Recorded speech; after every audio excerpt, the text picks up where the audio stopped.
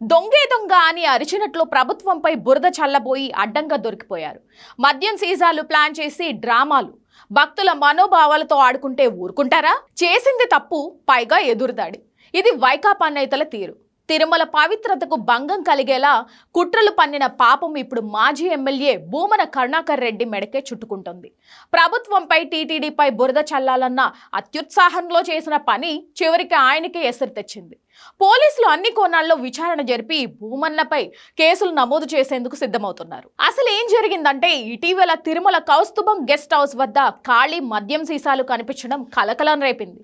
వెంటనే భూమన స్పందిస్తూ కూటమి హయాంలో పవిత్రత పోయిందంటూ మద్యం తాగుతున్నారని విమర్శలు గుప్పించారు.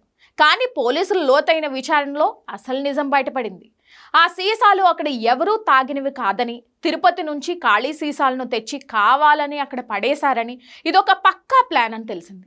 ఈ కుట్ర వెనుక ఉన్నది భూమన అనుచరులేనని గుర్తించి వారిని అరెస్ట్ చేశారు. తీగలాగితే డొంక కదిలినట్లుగా ఈ కుట్ర వెనుక సూత్రధారిగా భూమన పేరు బయటకు వచ్చే అవకాశం అయితే ఉంది. కేవలం ఇదొక్కటే కాదు, గతంలో గోశాలలో గోవుల మృతిపై చేసిన వ్యాఖ్యలు, పరాకమణి దొంగతనం కేసును రాజీ చేయడం వంటి అంశాలపై కూడా ఆయనపై ఫిర్యాదులు ఉన్నాయి. ఇప్పుడు దేవుడి సన్నిధిలో మద్యం సీసాల పేరిట ఫేక్ నరేటివ్ సృష్టించి భక్తులను తప్పుదోవ పట్టించాలని చూసినందుకు భూమన మూల్యం చెల్లించుకోక తప్పదని తెలుస్తోంది.